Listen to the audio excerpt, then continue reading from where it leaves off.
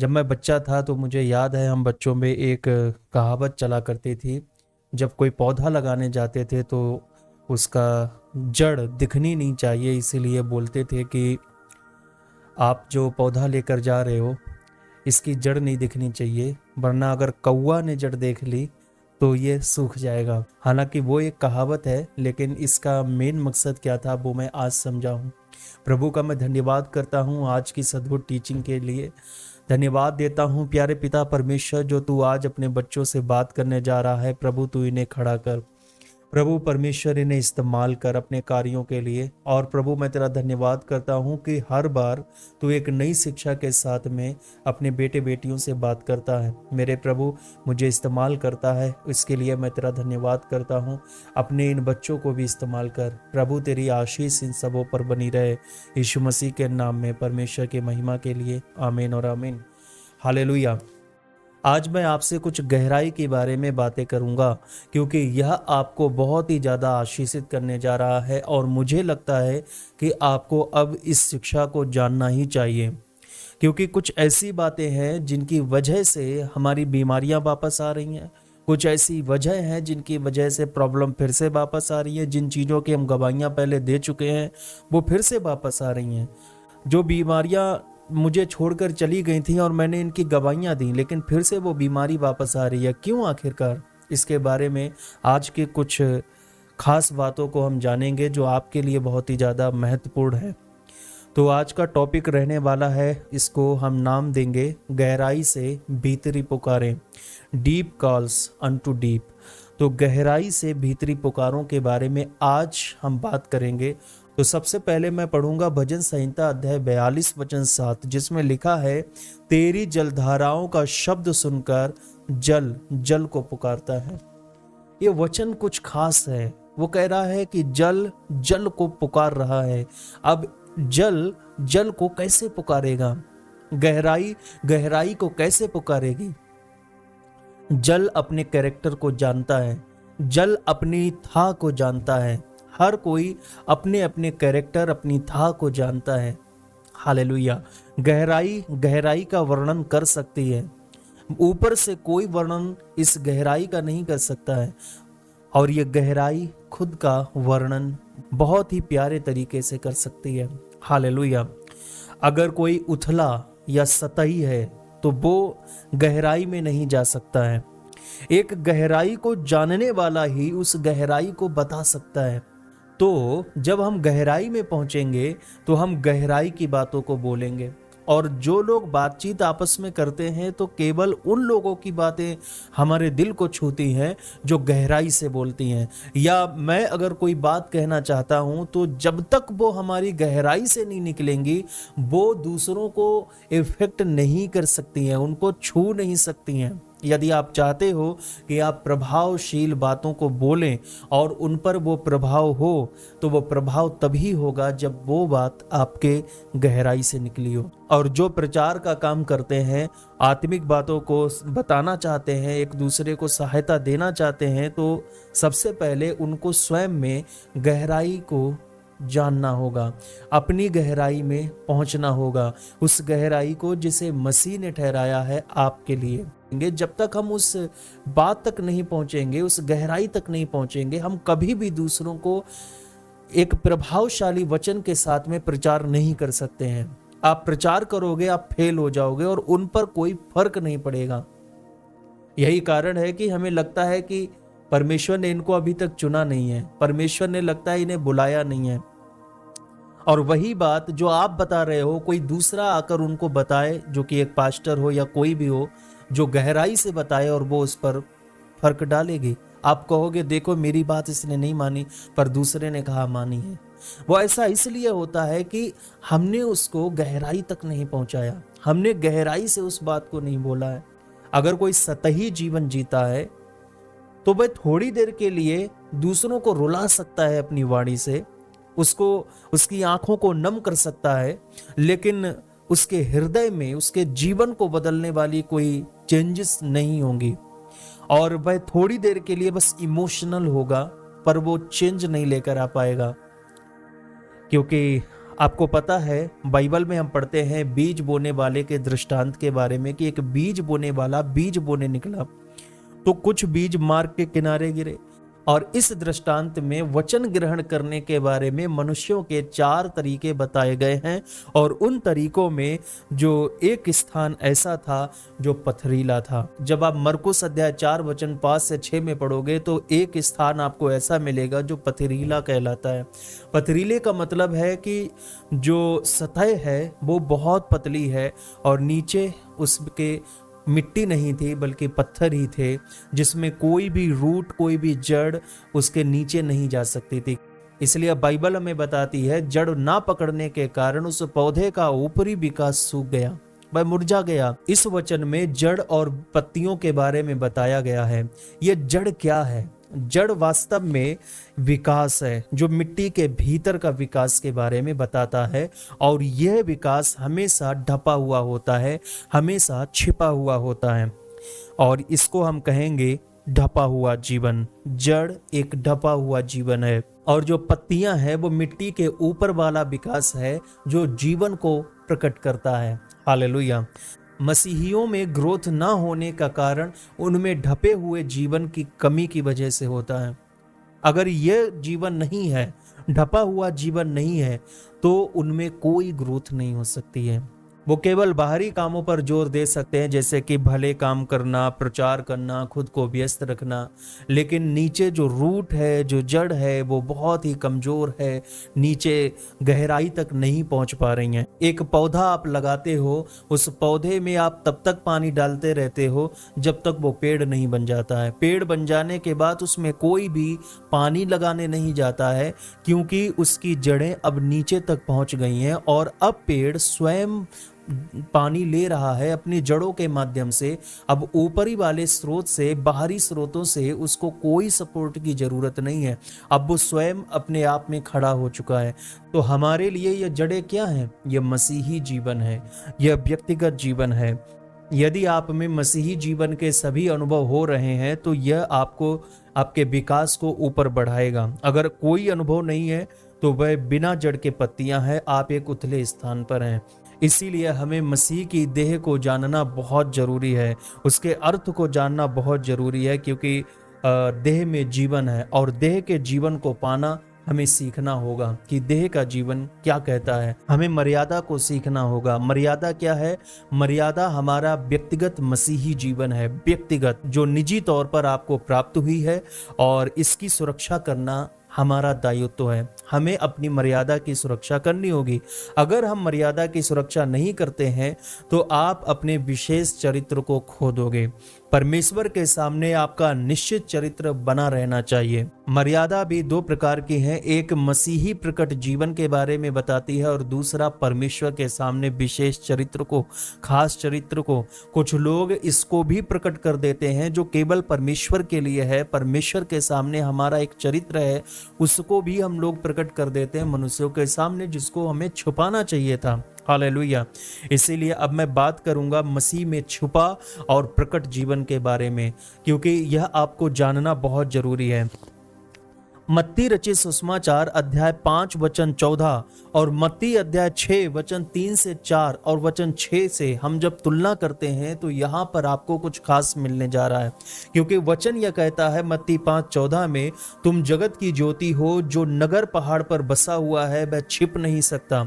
और मत्ती 6 वचन 3 और 4 यह कहता है, जब तू दान करे तो जो तेरा दाहिना हाथ करता है उसे तेरा बायां हाथ न जानने पाए, ताकि तेरा दान गुप्त रहे। और वचन 6 कहता है, परंतु जब तू प्रार्थना करे तो अपनी कोठरी में जा और द्वार बंद करके अपने पिता से जो गुप्त में है प्रार्थना कर। मतलब इसका क्या है? एक जगह पर यह कहता है कि वह नगर छिप नहीं सकता है जो पहाड़ पर बसा हुआ है, और दूसरा वो कहता है कि तुम्हारी कुछ बातें गुप्त रहनी चाहिए। तो यहाँ पर हमें यह जानना जरूरी है कि अगर आप एक मसीही हैं तो आपको बाहर लोगों के बीच में जो अंगीकार करना चाहिए वो है यीशु मसीह को। मैं यीशु मसीह को लोगों के सामने अंगीकार करूंगा। और दूसरी ओर कुछ ऐसे मसीही गुण हैं जिन्हें हमें छुपा कर रखना पड़ेगा, जो सभी गुणों को दिखा देते हैं, जिनमें कोई जड़ नहीं है, जिनमें कोई गहराई नहीं है, वह परीक्षा और न्याय के दिन खड़ा रहने के योग्य नहीं होंगे। सोचो, अगर मनुष्य के ऊपरी वाले विकास को काट दिया जाए तो उसमें क्या रह जाएगा। मेरे मतलब है, किसी पेड़ को यदि हम ऊपर से काट देते हैं तो उसमें क्या रह जाता है, जड़। और अगर उस पेड़ की जड़ ही ना हो, जड़ उसकी गहराई तक हो ही ना, बिल्कुल कम हो या जड़ हो ही ना, तो उसमें क्या रह जाएगा, पेड़ ही समाप्त हो जाएगा। यदि आपका मसीही जीवन ऊपरी विकास अगर कट भी जाता है तो आपकी जड़ें नीचे तक फैली होनी चाहिए, जिससे आप फिर से अंकुरित हो सकें। यदि जड़ें आपकी गहरी नहीं है तो आप फिर से अंकुरित नहीं हो सकते हैं। यही वजह है कि आपको ग्रोथ करने में बहुत ही टाइम लगता है, या फिर आप ग्रोथ कर ही नहीं रहे होते हो। हालेलुया। इसीलिए मैं आपको कुछ बातें जो आपको बता रहा हूं, ये बहुत इंपॉर्टेंट है कि हमें कुछ बातें छुपा कर रखनी चाहिए। और लेकिन जब हम इन बातों को छिपाना शुरू कर देंगे तो कुछ लोग हो सकता है कि आपको उगलवाने के लिए आपको घमंडी भी बोलने लग जाए। लेकिन पौलुस ने दूसरा कुरिन्थियों अध्याय 12 वचन 1 में लिखा, यद्यपि घमंड करना मेरे लिए ठीक नहीं तो भी करना पड़ता है। वो किन विषयों पर घमंड करने की बात कर रहा है? कुछ ऐसी बातें जिसे पौलुस ने छुपा कर रखी थी। इसी का वचन 2 में हम पढ़ते हैं, लिखा है, मैं मसीह में एक मनुष्य को जानता हूं, 14 वर्ष हुए कि ना जाने देह सहित ना जाने देह रहित परमेश्वर जानता है, ऐसा मनुष्य तीसरे स्वर्ग तक उठाया गया। यहां पर यह व्यक्ति स्वयं को बता रहा है। 14 वर्ष तक वचन कहता है इन बातों को लोगों से वह छिपाए रखा। लेकिन आज के लोगों को देखो, छोटा सा दर्शन मिला नहीं या थोड़ा सा भी अनुभव हुआ नहीं कि उन्होंने तुरई फूकना शुरू कर दिया। प्रकाशन पाते ही वो तुरई फूकने लग जाते हैं, दूसरों को बताना शुरू करने लग जाते हैं कि देखो मैंने ये सब देखा है। 14 वर्ष तक उसने इन दर्शनों को छुपा कर रखा और किसी को भी नहीं बताया। और जब उसने रिवील किया तब भी उसने यह कहा, मैं मसीह में एक मनुष्य को जानता हूं, जबकि वो स्वयं के लिए कह रहा है। हालेलुया। तो जिसके अंदर गहराई होगी वही बात को अपने हृदय में रख सकेगा। और बाइबल हमें बताती है कि माता मरियम ने हर एक बात को अपने हृदय में छुपा कर रखा था, वो गहराइयों में छुपा कर रखा था। उन्होंने ढिंढोरा नहीं पीटा था, उन्होंने तुरही नहीं फूंकी थी, जबकि इतनी बड़ी और महान घटनाएं उनके जीवन में हुई हैं। और क्या क्या शब्द बोले गए थे उनके लिए कि एक तलवार तुझे आर पार भेदेगी तेरे हृदय को, लेकिन उन्होंने तुरही नहीं फूंकी। जो कुछ भी हुआ सारे मैटर में उन्होंने अपने आप को उस गहराई में रखा। यीशु मसीह के हर बातों को उन्होंने गहराई में रखा। जिसके अंदर जड़ें होंगी, जिसकी जड़ें गहरी होंगी, वो इन बातों को रखेगा। लेकिन जिसकी गहराई नहीं होगी, वह उथला होगा तो वह तुरंत उगल देगा। जैसे ही उसको कुछ पता चलेगा वह उगल देगा, वह उन बातों को अपने हृदय में नहीं रख सकेगा।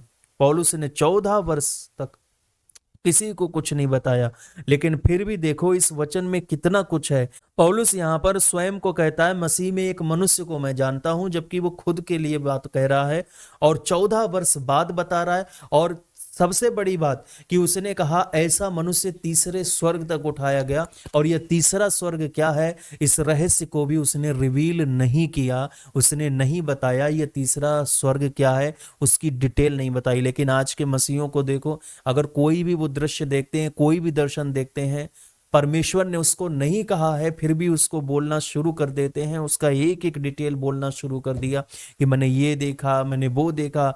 पौलुस चाहते तो तीसरे स्वर्ग को भी पूरे विस्तार से बोल सकते थे, लिख सकते थे, लेकिन उन्होंने नहीं लिखा और वहीं पर उन्होंने उस बात को समाप्त कर दिया। इसीलिए मैं आपसे कहता हूं कि जड़ एक इंपॉर्टेंट सब्जेक्ट है, एक महत्वपूर्ण विषय है। यदि आप पौलुस के कामों को पाना चाहते हैं, यदि आप पौलुस जैसी सामर्थ्य को पाना चाहते हैं, तो यह चाहिए कि आप में पौलुस की जड़ें हों। जैसी पौलुस की जड़ें थीं वैसे ही आपके अंदर भी जड़ें हों। कितने मेरी बात को समझ पा रहे हैं? हालेलुया। समस्या तो यहीं पर है, समस्या यहीं पर है कि लोग आत्मिक बातों को छिपा ही नहीं पा रहे हैं।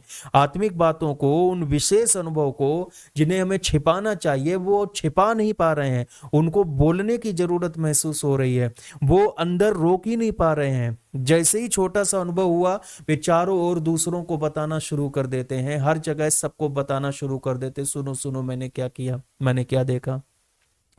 हालेलुया। इसीलिए मैं आपके सामने एक क्वेश्चन करना चाहता हूं, क्या आप मनुष्यों के सामने अपना जीवन जीते हैं या परमेश्वर का जीवन जीते हैं? कौन सा जीवन आप मनुष्यों के सामने जीते हैं। इसीलिए मैं आपको बताना चाहता हूं कि कुछ ऐसी बातें होती हैं जिन्हें हमें छुपाकर रखने की जरूरत है। भीतर खजाने को छिपाए रखो, सब कुछ उगलना नहीं है। जैसे राजा हिजकिया ने सब कुछ दिखा दिया, जो भी उसके पास था, हर एक वैभव उसने दिखाया, एक एक वस्तु उसने दिखाई। जब उससे पूछा गया था, यशायाह ने पूछा कि तूने क्या क्या दिखाया, उसने कहा सब कुछ मैंने दिखाया। ये सब आप पढ़ोगे, यशायाह अध्याय 39 वचन 1 से 2 में आप पढ़ना। उसने सब कुछ एक एक चीज उसने दिखाई। तब भविष्यवाणी हुई कि जो जो चीजें तूने दिखाई हैं वो सब तुझसे ले ली जाएंगी, वो सारी चीजें तुझसे छीन ली जाएंगी और तेरे पास कुछ भी नहीं रह जाएगा। ये बात है। तो जो मसीही मापदंड आपके लिए है वो दूसरों को दिखाने के लिए नहीं है। उस मापदंड को अपने लिए रखो, क्योंकि यह आपके लाभ के लिए है। अगर आप अपना मसीही मापदंड दूसरों को दिखा दोगे तो वो मापदंड आपके लिए हानिकारक मापदंड बन जाएगा। लोग अपने हृदय को आनंद देने के लिए प्रकाशन और दर्शनों को बताते फिरते हैं, क्योंकि उनके हृदय को आनंद मिल रहा है, उनको अच्छा लगता है, उनको मजा आता है कि मैं बताऊं, उनको मजा आता है। और जो अपने इस मजे के लिए, अपने हृदय के आनंद के लिए इस प्रकाशन को बोल पड़ते हैं तो वो उथले हैं। अब मैं बात करूंगा गवाहियों के विषय में, क्योंकि लोग गवाहियां देते हैं। लोग गवाहियां इसलिए देते हैं कि वो खुद को हाईलाइट कर सकें, दूसरे गवाहियां इसलिए देते हैं ताकि वो परमेश्वर को महिमा दे सकें।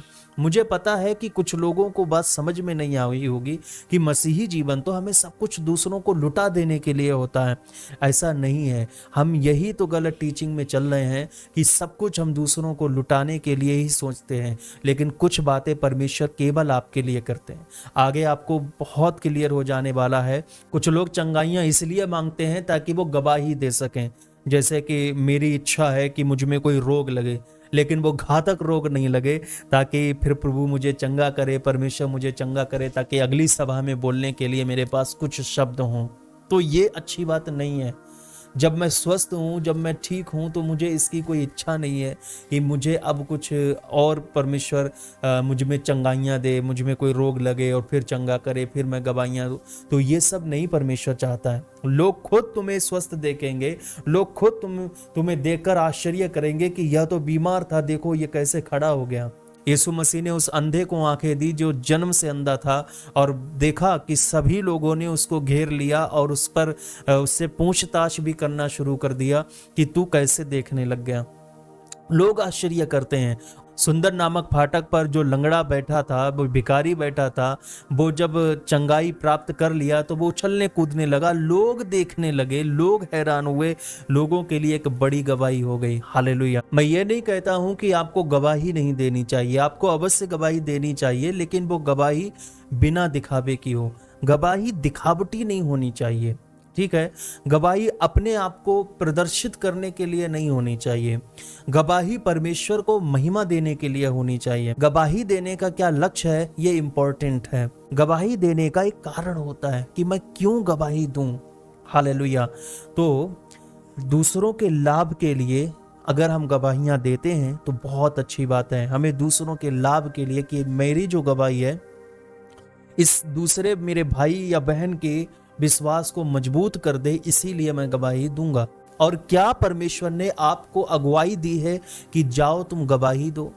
क्योंकि हम लोग परमेश्वर से नहीं पूछ रहे हैं। गवाही देने में भी हमें परमेश्वर से पूछना है कि परमेश्वर की अगुवाई है कि नहीं, परमेश्वर की सहमति मुझे मिली है कि नहीं।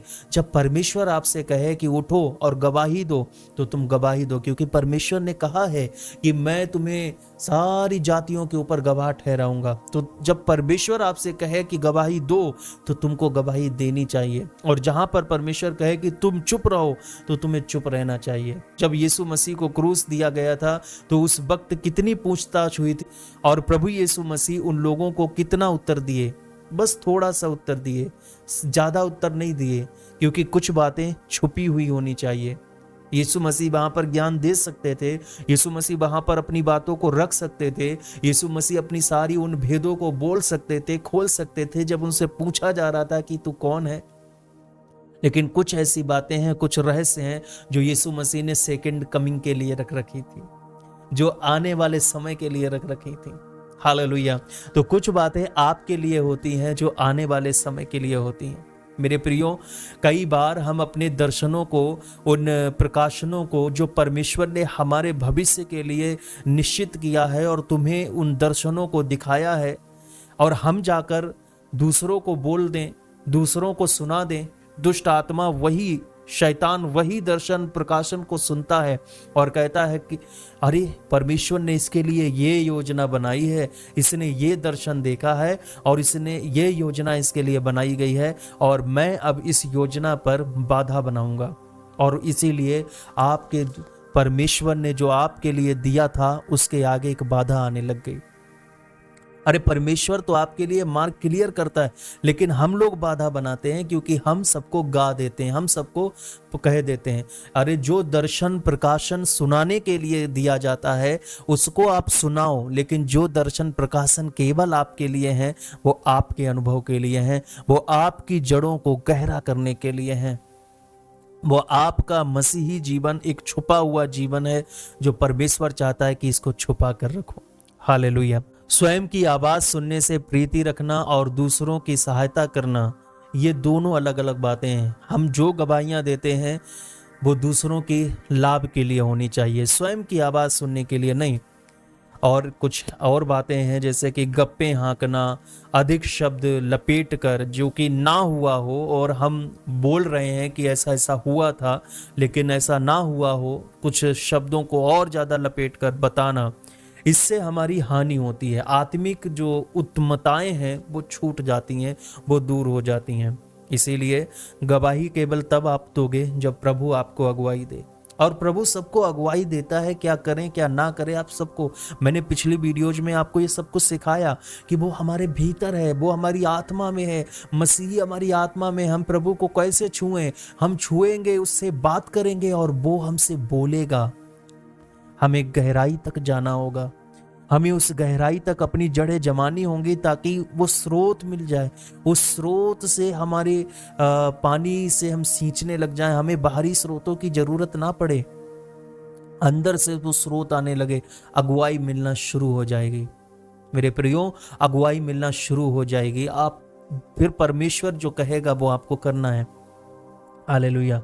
इसीलिए जब भी आप किसी को गवाही दें तो खुद को ज्यादा हाईलाइट नहीं करना है, केवल परमेश्वर को। जो मैंने आपको वीडियो की शुरुआत में कहा था, हम बच्चों में एक बड़ी ही प्रचलित कहानी चला करती थी कि अगर हमें पौधा कहीं लगाना होता था, दूसरी जगह ले जाना होता था, तो बच्चे आपस में कहते थे कि इसको संभाल कर लेकर जाना, इसकी जड़ कौवा न देखने पाए, क्योंकि अगर कौवा ने जड़ देख ली तो ये पौधा सूख जाएगा। वास्तव में ये कौवा कुछ नहीं, ये कौवा आज हमारे जीवन में ये एक दुष्ट आत्माएं और ये कुछ ऐसी चीज़ें हैं कि जिनको हमें प्रकट नहीं करना चाहिए, हमें जड़ों को प्रकट नहीं करना चाहिए। वास्तव में आप सभी समझते हैं इस बात को। यदि आप पौधे को लेकर जाते हैं तो उसकी जड़ पर मिट्टी लगाकर लेकर जाएंगे, वो जड़ दिखनी नहीं चाहिए, क्योंकि जड़ यदि दिखती रहेगी तो वो सूख जाएगा, वो सूख जाएगा। मिट्टी में जब हम लगाते हैं तो गहरा खोदते हैं और उसको लगाते हैं, जड़ नहीं दिखनी चाहिए। हमें अपनी जड़ों को दिखाना नहीं है। क्या आपने मेरी बात को सुना? हमें अपनी जड़ों को दिखाना नहीं है, आपको अपनी जड़ों को दिखाना नहीं है। कोई भी दर्शन मिले तुरंत बकना नहीं है, वेट करो। पौलुस 14 वर्षों तक वेट करता रहा, 14 वर्षों तक, क्योंकि उसको उस चीज के लिए अगुवाई ही नहीं मिली, आवश्यक ही नहीं लगा। लेकिन जब अगुवाई मिली तो 14 वर्षों बाद अगुवाई मिली कि तुम कुछ अपने उस दृश्य के बारे में बताओ। उसने कहा मैं इसके लिए विवश हूं, मैं इस दर्शन के लिए विवश हूं, इसीलिए मैं बता रहा हूं कि 14 वर्ष पहले क्या हुआ था। तब भी उसने तीसरे स्वर्ग का रहस्य नहीं खोला, क्योंकि यीशु मसीह ने नहीं कहा कि उसको तीसरा रहस्य खोलना है। यीशु मसीह ने जितना कहा उतना उसने किया। आपको केवल उतना ही बोलना है जितना यीशु तुम्हें कहें, आपको केवल उतना ही कहना है जितना अगुवाई मिले, उससे एक्स्ट्रा कोई शब्द मत लगाओ, कोई भी उसमें छौंका मत लगाओ। आपको पता है बाइबल में एक घटना लिखी हुई है, जब आप पढ़ोगे 2 शमूएल अध्याय 24 में, एक घटना बहुत ही भयानक घटना थी। जब दाऊद के मन में आया था कि वह जनगणना करे, इजरायली लोगों की जनगणना कराए। आपको पता है परमेश्वर ने मना किया था, क्योंकि ये एक जड़ थी और परमेश्वर नहीं चाहता था कि उनकी संख्या लोगों के सामने आए, परमेश्वर नहीं चाहता था कि उनकी संख्या उजागर की जाए। लेकिन जब दाऊद ने अपने आप की सुनी, खुद को हाईलाइट करना शुरू किया, वो राजा था और उसने जो आदेश दिया, जबकि उसके मंत्री लोगों ने कहा कि ऐसा ना कर, ये जनगणना अच्छी नहीं है, लेकिन उसने किया। और बाइबल हमें बताती है कि 70,000 पुरुष मारे गए। क्यों? क्योंकि उनकी संख्या सामने आई थी। जो जड़ छुपी हुई है तो वो छुपी रहनी चाहिए। आपको पता है, मेरे घर में बार बार पीपल का एक पौधा निकल आता है। मैं उसको बार बार काटता हूं पर वो समाप्त नहीं होता। कारण पता है क्या है? क्योंकि बाहर दूसरी जगह पर एक पीपल का पेड़ है, बड़ा पेड़ है, और उसकी जड़ें दूर तक फैली हुई हैं। अगर वो पेड़ काट भी दिया जाएगा तब भी उसकी जड़ें कहीं ना कहीं पर अगर रह गई है तो वो तुरंत फलवंत हो जाएगी। लेकिन आपको पता है, मेरे घर में नींबू का भी पेड़ था, लेकिन उसको हमने समाप्त पता है कैसे किया? उसको काट दिया तने से, उसकी जड़ को भी निकाल लिया, उसके आसपास खोदकर उसकी पूरी एक एक जड़ को निकाल दी। अब वो नहीं बढ़ सकता है, क्योंकि हमें पता थी कि उसकी जड़ें कहाँ तक हैं। हालेलुया। तो यदि सबको यह बात पता होगी कि तुम्हारी जड़ें कहाँ तक हैं, तुम्हें काट दिया जा सकता है। दुष्ट आत्मा उन सारी जड़ों पर हमला कर सकता है। परमेश्वर उन सारी चीजों को प्रोटेक्ट करता है जिनको आप छिपाते हो। परमेश्वर प्रोटेक्ट करता है। जब आप छिपाना चाहते हो तो परमेश्वर प्रोटेक्ट करेगा, लेकिन जिन चीजों को आप उजागर कर देते हो तो परमेश्वर उनको प्रोटेक्ट नहीं करता। बाइबल कहती है, जिन चीजों को तुम छुपाओगे वह स्वर्ग में भी छुप जाएंगी, लेकिन जिन चीजों को तुम ओपन कर दोगे वो स्वर्ग में भी ओपन हो जाएंगी। तो अपनी जड़ों को जब आप दिखा दोगे तो वो सबको दिखाई देंगी, उनके ऊपर कोई सुरक्षा नहीं रहती। हमें मात्र अपने भीतर परमेश्वर के निर्देशों के अनुसार चलना है। परमेश्वर जब गवाही देगा तो हम सब कुछ करेंगे। और परमेश्वर ने कहा कि इस दर्शन को बताओ, तो उसको रोकना नहीं है, उसको बता देना है। लेकिन अगर कोई परमेश्वर की अगुवाई ही नहीं है तो चुप रहो। वो आपके अनुभव के लिए है, वो आपके आनंद के लिए, वो आपकी एक मर्यादा है। अपनी मर्यादा को क्रॉस मत करो, अपनी एक मर्यादा बनाकर रखो। एक मर्यादा मनुष्य के सामने रहती है जो मसीही जीवन प्रकट करती है कि ये कितना अच्छा मसीही जीवन जीता, और एक मर्यादा परमेश्वर के सामने होती है जो हमारी प्रेयर लाइफ को बताती। परमेश्वर के पास जाना, नियमित समय पर जाना, परमेश्वर के सामने एक मर्यादा है। मैं अपने प्रभु के पास जा रहा हूं, वो हमारे परमेश्वर के लिए है। उसको हम सबके सामने नहीं बताएंगे, क्योंकि प्रभु यीशु मसीह ने क्या कहा है कि जब तू प्रार्थना करने के लिए जाए तो अपने द्वार को बंद कर ले। हालेलुया। कोठरी में जा, द्वार बंद करके पिता से प्रार्थना कर जो तुझे गुप्त में देखता है। तो इन सारी चीजों को हमें समझना होगा। फिर भी मैं तुमसे एक बात कहना चाहता हूं कि गहराई गहराई को छूती है। जब आप गहराई में होगे तो आप गहराई को छुओगे, और जिनको भी प्रीच करोगे, जिनको भी आप प्रचार करोगे, उनको वो टच करेगा, उनकी लाइफ को भी चेंज कर देगा। भीतरी गहराई से भीतरी पुकारें आती हैं, आत्मा की पुकारें, और वो आपकी पुकार है। जो आत्मा की पुकार है वो आपकी पुकार है, क्योंकि वो हमारे आत्मा में एक है। वो जो कह रहा है मैं वही बोलूंगा और उससे अलग कुछ नहीं बोलूंगा।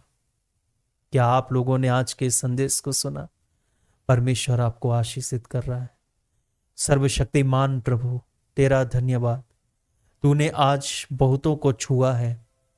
प्रभु, जिन लोगों ने निर्णय लिया है, प्रभु उनकी जड़ों को प्रभु मजबूत कर, उनकी जड़ों को और गहराई तक लेकर जा।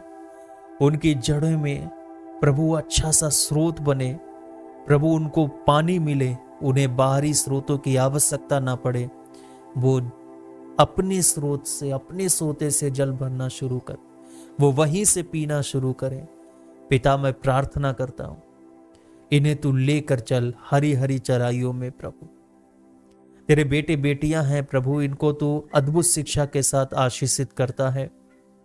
प्रभु, यह तेरी अगुवाई में चलें, ना कि स्वयं की अगुवाई में। यह खुद को हाईलाइट ना करे, बल्कि तुझे, केवल तुझे हाईलाइट करें। हे पिता, मैं प्रार्थना करता हूं प्रभु यीशु, जीवन का मकसद यही है कि हम तुझे हाईलाइट करें। प्रभु, तूने हमें गवाह बनने के लिए इसलिए ठहराया है ताकि हम तुझे महिमा दे सकें। खुद को महिमा के लिए नहीं, खुद को हाईलाइट करने के लिए नहीं। पिता, अपने बेटे बेटियों को आशीषित कर, अपने बेटे बेटियों को इसी वक्त आशीष दे, इसी वक्त इन्हें छू ले पिता। मैं इनकी रोजाना की जरूरतों के लिए भी मैं प्रार्थना करना चाहता हूं कि इनकी रोजाना की जरूरतें पूरी हों, और मैं प्रार्थना करना चाहता हूं प्रभु इनकी बीमारियां भी दूर हो जाएं। मैं प्रार्थना करता हूं प्रभु इनकी रिपोर्ट्स नॉर्मल हो जाएं।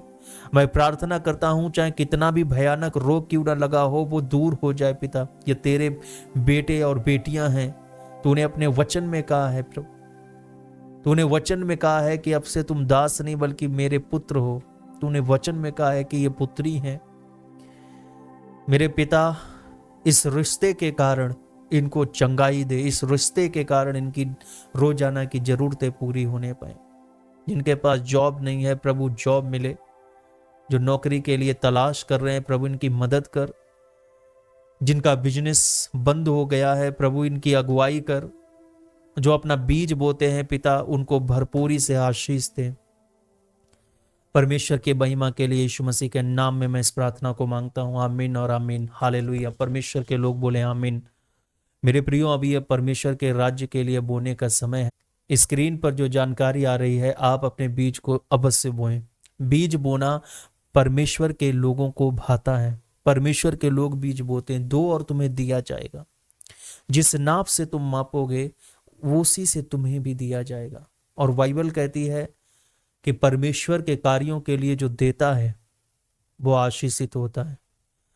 उस कार्य को बढ़ाओ, इस कार्य को बढ़ने दो, इस जड़ों को बढ़ने दो, इसको समेटो मत, एक बक्से में मत रखो। इस जड़ को जितना दूर तक आप जाने दोगे ये उतना ही ग्रोथ करती जाएंगी और इसकी शाखाएं बनती चली जाएंगी। इसकी शाखाओं को रोको मत, इसे बड़ा वृक्ष होने दो। जो आप बीज बोते हो ये वास्तव में उन शाखाओं को बढ़ने का एक मौका देते हैं। आपका बीज आपके लिए बहुत कुछ करता है, आपको अभी नहीं दिख रहा है। मैंने कहा था आप जंगल काटोगे, आने वाले समय में आप जंगल काटने जा रहे हो। आप जो आज पौधा लगाते हो, बीज बोते हो, छोटा छोटा बीज बोते हो, ये वास्तव में एक बड़ा जंगल तैयार करेगा और ये जंगल आपके फ्यूचर को सिक्योर करेगा, जिसकी वजह से आज ना जाने कितने लोग परेशान घूमते हैं कि हमारा फ्यूचर का क्या होगा। परमेश्वर के राज्य के लिए बोना फ्यूचर को सिक्योर करता है।